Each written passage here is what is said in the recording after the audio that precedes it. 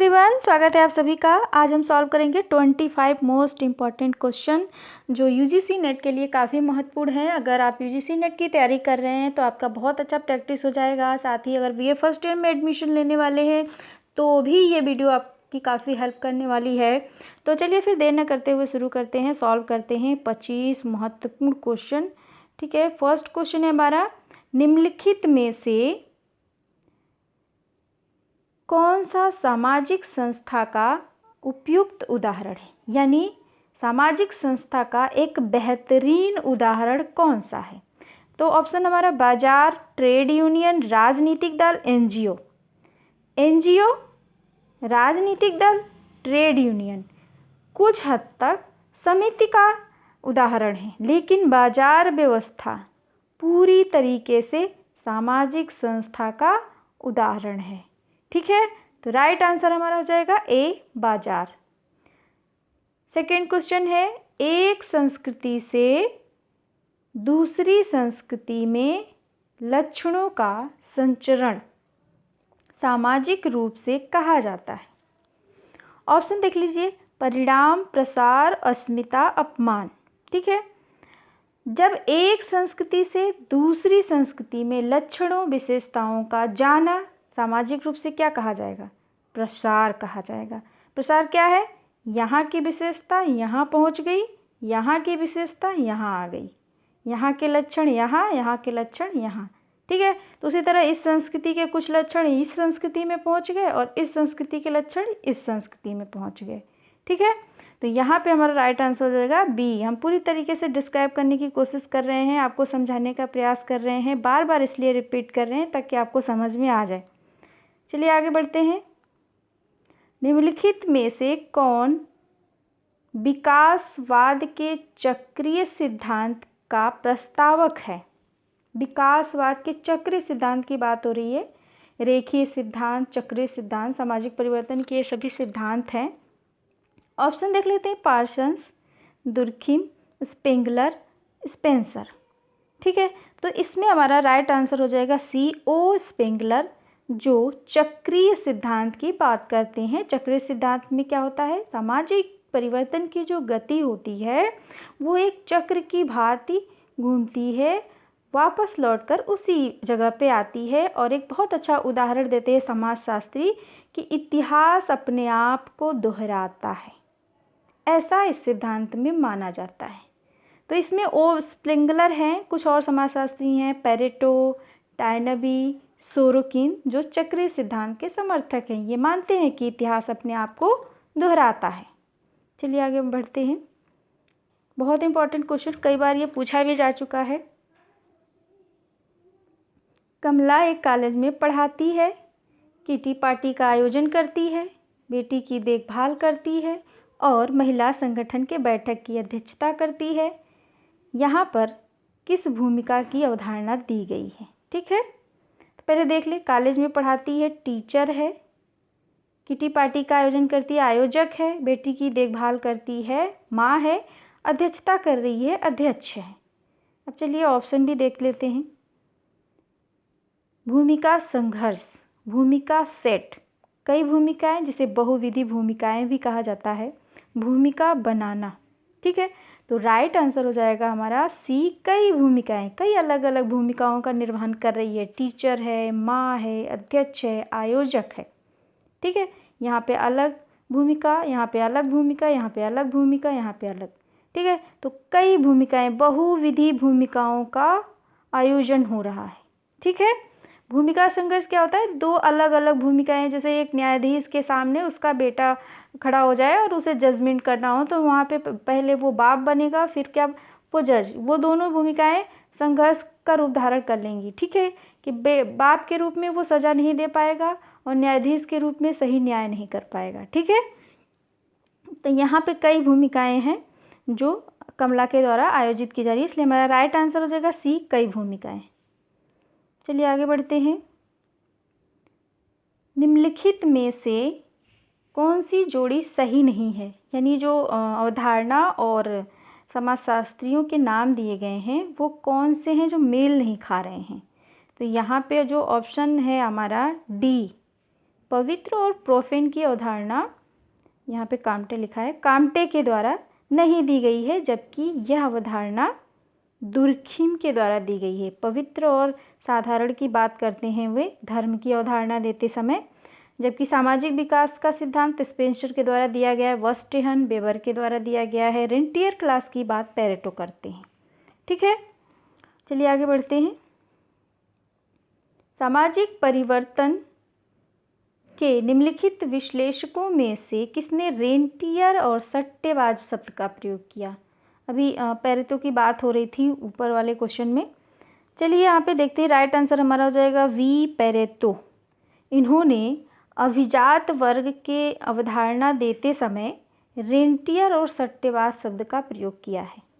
ठीक है, अभिजात वर्ग में परिभ्रमण का सिद्धांत पेरेटो के द्वारा दी गया है। अगर आपको इसे समझना है, अगर इससे के बारे में विस्तृत जानकारी लेनी है तो कमेंट बॉक्स में कमेंट करिए, हम इस पर भी वीडियो बनाएंगे।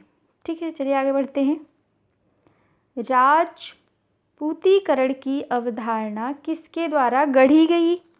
तो यहाँ पे राइट आंसर हो जाएगा हमारा बी, सुरजीत सिन्हा। ये अवधारणा सुरजीत सिन्हा के द्वारा दी गई। चलिए आगे बढ़ते हैं। निम्नलिखित में से कौन मानव विकास का संकेतक है? नहीं है, सॉरी, मानव विकास का संकेतक नहीं है। वैज्ञानिक अभिविन्यास, ये भी संकेतक है। जीवन की गुणवत्ता में सुधार, ये भी संकेतक है। लैंगिक समानता, ये भी संकेतक है। लेकिन विधवा पुनर्विवाह नहीं है।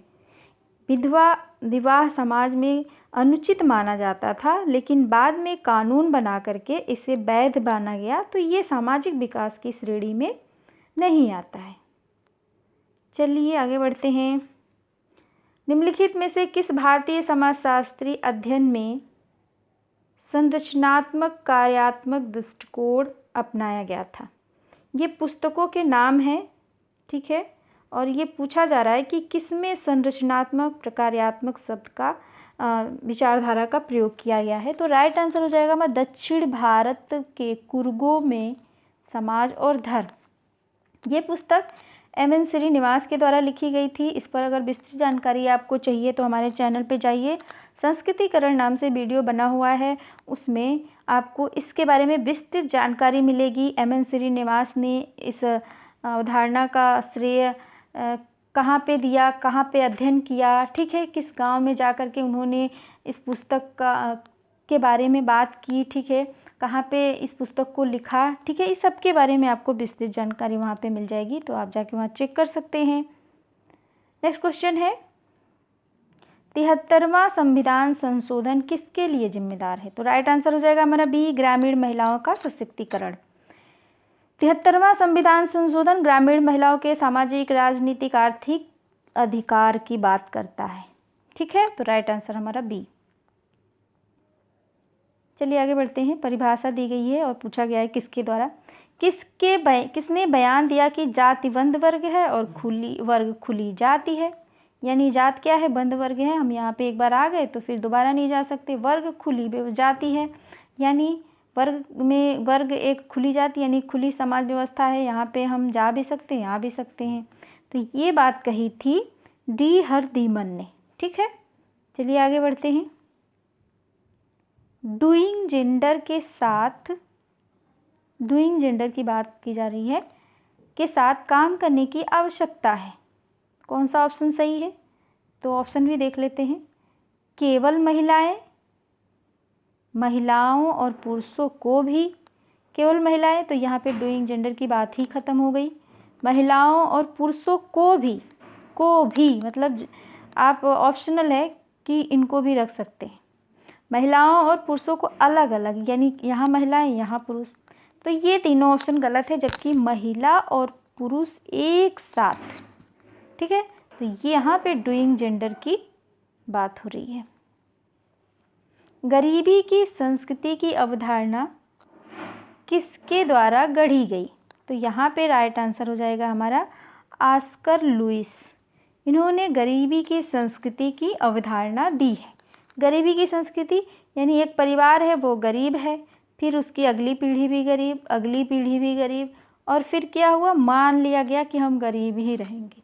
तो क्या हो गया, हस्तांतरित होते हुए यहाँ पहुँच गया और एक संस्कृति बन गई कि हमारा परिवार गरीब ही रहेगा। ठीक है, तो ये अवधारणा आज कर लो इसके द्वारा। चलिए आगे बढ़ते हैं।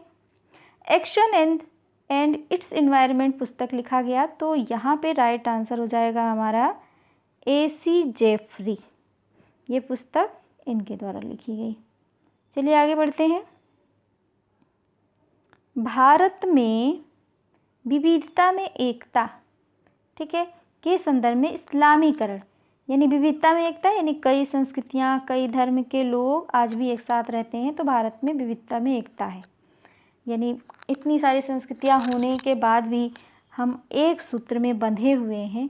ठीक है, तो इसी के संदर्भ में इस्लामीकरण की घटना की जांच की, तो राइट आंसर हो जाएगा हमारा योगेंद्र सिंह। इन्होंने इस्लामीकरण की घटना की जांच की है।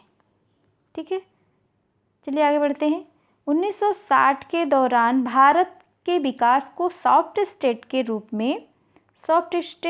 में किसने टिप्पणी की? ठीक है, तो राइट आंसर हो जाएगा हमारा गुरनार मेडल।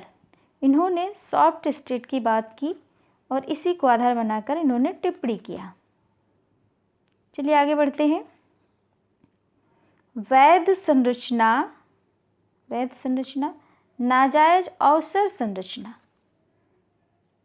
के विचलन की व्याख्या करने के लिए कहा गया है, यानी यहाँ पे कौन सा ऑप्शन सही है जिन्होंने वैध अवसर संरचना और नाजायज अवसर संरचना की बात की है? यहाँ पे राइट आंसर हो जाएगा हमारा CRA क्लूवर्ड और ले ओहलिन। ठीक है, इन्होंने वैध अवसर संरचना और नाजायज अवसर संरचना के विचलन की व्याख्या की। ठीक है, बार बार इसीलिए रिपीट कर रहे हैं ताकि आपको दोबारा वीडियो देखने की ज़रूरत ही ना पड़े। चलिए फिर आगे बढ़ते हैं। क्वेश्चन है हमारा, अमेरिकी समाज को पाखंड, छल कपट से भरे महान सैलून के रूप में कौन मानता है? तो राइट आंसर हो जाएगा हमारा C राइट मिल्स। ये मानते हैं कि जो अमेरिकी समाज है वहाँ पे बहुत पाखंड है, छल है, कपट है और ये सब मिल कर के महान सैलून का निर्माण करते हैं। ठीक है, ऐसा राइट मिल्स मानते हैं। ये क्वेश्चन रिपीटेड है, ये भी है, तो चलिए आगे बढ़ते हैं। किसके अनुसार अपराध सभी स्वस्थ समाजों का एक अभिन्न अंग है? यानी जो जितने भी समाज हैं, स्वस्थ समाज हैं, सभी के यहाँ अपराध होते ही हैं, सार्वभौमिक प्रक्रिया के रूप में स्वीकार करते हैं। तो यहाँ पे राइट आंसर हो जाएगा हमारा इमाइल दुर्खिम। ये मानते हैं कि अपराध सभी स्वस्थ समाजों का एक अभिन्न अंग है। ठीक है, चलिए आगे बढ़ते हैं। कौन सी नारीवादी विचारक लिंग मुक्त समाज की बात करता है, बढ़ावा देना चाहती है? इस शब्द को जब क्वेश्चन आपको समझ में नहीं आए तो उसके एक एक शब्द को अलग अलग कर दीजिए। यहाँ पे देखिए क्या हो रहा है, लिंग मुक्त समाज की बात हो रही है। उदार लोग ऐसा कह ही नहीं सकते, समाजवादी कह ही नहीं सकते, मनोविश्लेषणवादी भी नहीं कह सकते, तो बचा कौन? कट्टरपंथी। ये क्या कह रहे हैं, लिंग मुक्त हो जाए समाज, कोई एक ही बचा रहे और एक ख़त्म हो जाए, ऐसा कट्टरपंथी लोग ही कहते हैं। ठीक है, तो राइट आंसर हमारा B कट्टरपंथी नारीवादी। भारत की राष्ट्रीय जनसंख्या नीति 2000 में, ठीक है, मैं इस पे बहुत जल्दी वीडियो बनाने वाली थी। राष्ट्रीय नीति 2000 जो है इसमें क्या क्या प्रावधान है, क्या क्या है, तो अगर आपको चाहिए, अगर आप लोग चाहते हैं कि मैं इस पर वीडियो बनाऊं तो कमेंट बॉक्स में कमेंट करिए, क्योंकि मुझे अच्छा लगेगा, ठीक है, कि आप लोग पढ़ रहे हैं। कौन सा 2010 के लिए समाजशास्त्रीय लक्ष्य नहीं है, यानी जो भी ऑप्शन है कौन सा 2010 तक का लक्ष्य नहीं है? ठीक है, तो यहाँ पे राइट आंसर हो जाएगा हमारा D, लड़कियों के विवाह के लिए उम्र के रूप में लड़कियों के लिए विवाह की उम्र के रूप में अनिवार्य रूप से 20 वर्ष करना, ये इसका भाग नहीं है। ठीक है, लक्ष्य नहीं है। चलिए आगे बढ़ते हैं।